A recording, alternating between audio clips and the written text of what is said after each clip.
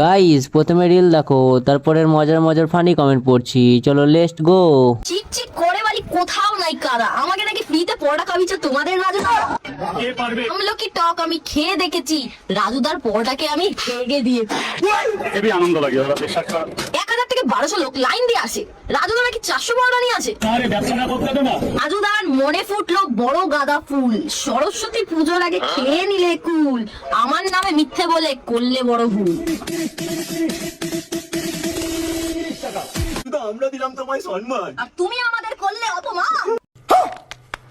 रुको जरा सबर करो। তোর মুখ দেখে রাজু তোর গাড়ে ওই তরকারি হাতটা ঢুকিয়ে দেয়নি, এটাই তোর ভাগ্য ভালো। পদ ছিল বলে নাচায় পয়সা ইনকাম করতে পারছিস। উচিত কথা, হজম না করতে পারলে তো হাগা তো হবেই। চিকচিক করে বালি কোথাও নাই কাদা, চিকচিক করে বলে কোথাও নেই কাদা, এই খানগিকে লাথি মেরে ভাগা।